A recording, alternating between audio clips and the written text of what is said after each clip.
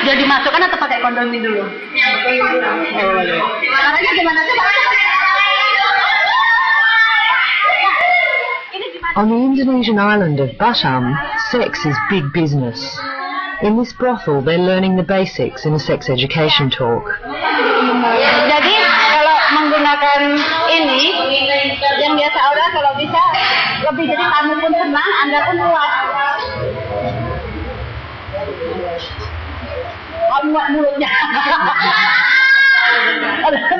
Here, Islam's strict moral code is non-existent, and any laws protecting these young women are ignored. Most were brought from distant villages and sold into sexual slavery for a few $100s. Customers here, like these men, rarely use condoms, leaving these women prone to all sorts of diseases. Nyeri sekali ya. Ya. Kalau misalnya nyeri banget gitu nggak tahan lagi, memang kita harus memeriksakan diri ke dokter. Memang di mana? Ruli and Marche are volunteers with PRI, a non-government organisation working to protect children's rights in Batam. Of the estimated 15,000 trafficked sex workers here, nearly half of them are thought to be children. PRI gives classes like this whenever they get access. There's not much more they can do. The brothels here are run by gangsters.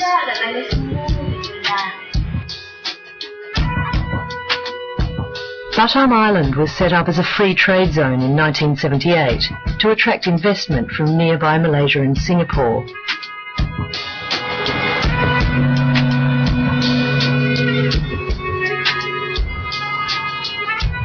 With the development came exploitation of every kind. Batam itu apa ya? Kota yang dibangun bagi para turis-turis yang kaya dari luar, hanya menggunakan untuk tempat pariwisata seks sebenarnya dan judi. Social worker Ramses Merdeka set up PRI 4 years ago when he first came to Batam to tackle child exploitation. Ini merupakan daerah yang dibuat oleh pemerintah untuk menarik uang sebanyak mungkin. Nah, masalahnya yang dia korbankan itu perempuan dan anak-anak.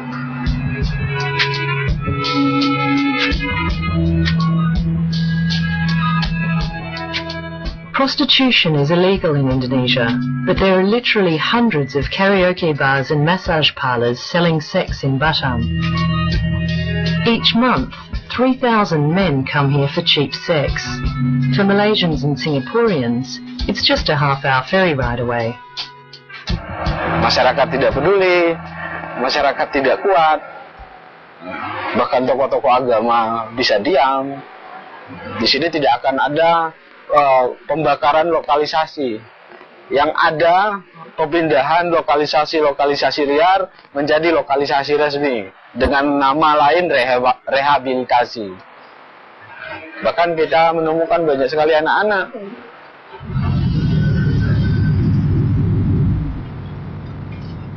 I'm on my way to this so-called rehabilitation centre. I can't go in as a journalist, so I'm going in undercover as a social worker. Ruli, the social worker who visits brothels, wants me to meet Lena and Diana, 2 children who have been working there as sex slaves for 8 months. She thinks they're around 14 years old. Sampai dia dibawa ke Batam, sama sekali tidak tahu dia usia berapa, 10 tahun atau 15 tahun. Yang jelas dia belum mengalami menstruasi atau datang bulan. Datang ke Batam pun tidak diketahui juga oleh orang tuanya bahwa dia akan kerja seperti yang dialami sekarang ini.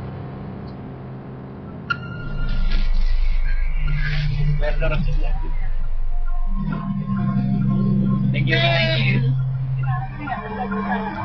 The local mafia tightly controls this government-built compound.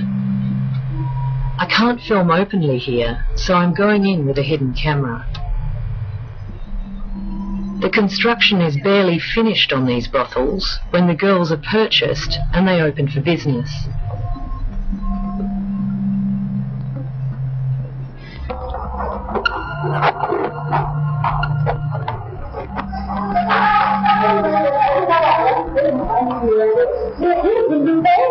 The girls are asleep. Ruli asks their friend Tia to wake them.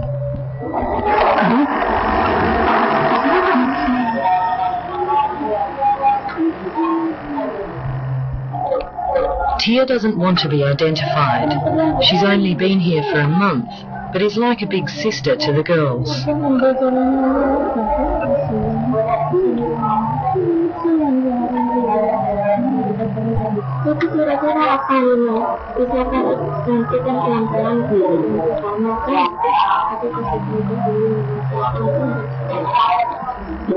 This is Lena. Now that she's awake, she comes and joins us. But Diana needs a little more coaxing. Tia says Lena is willing to escape, but Diana is afraid.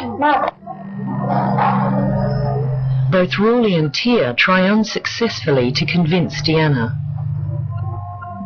Ruli can't be seen helping the brothel's prize assets to flee. As a foreigner, I'm attracting more and more attention. For our safety, Ruli decides we have to go. This is Lena and Diana on the porch of the brothel. Lena is on the left in red, and Diana is next to her. They were brought here from the island of Madura by a trafficker and sold to this brothel for about $400 each.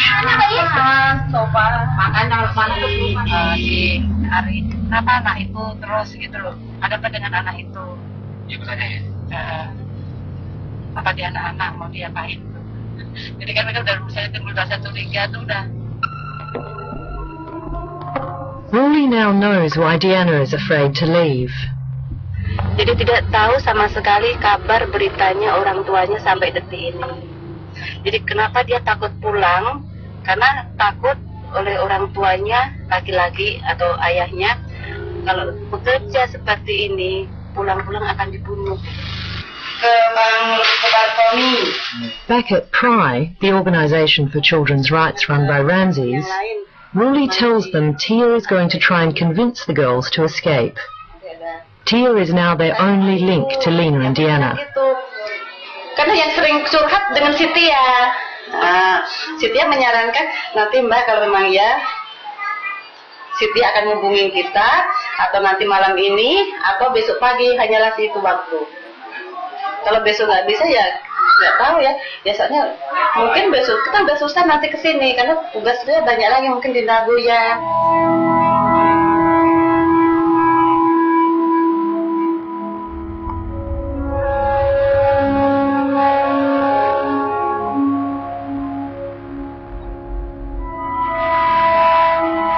The people at PRI know there are thousands of other girls in Batam who need their help.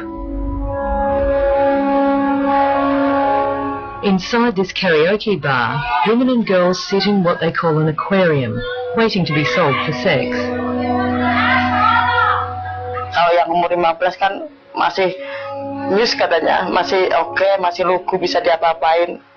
Ada kepuasan tersendiri katanya.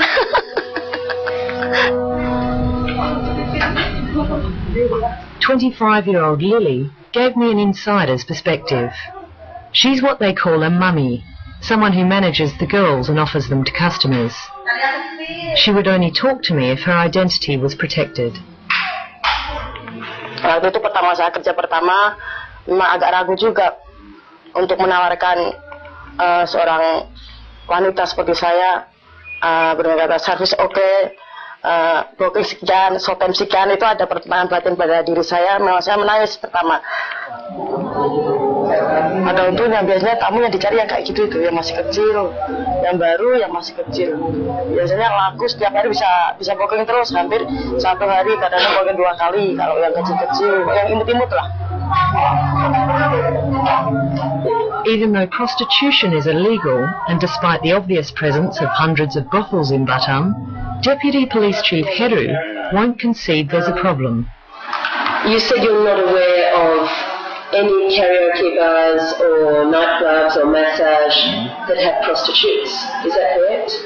Kalau yang jelas namanya di karaoke prostitusi apa orang nyanyi di luar?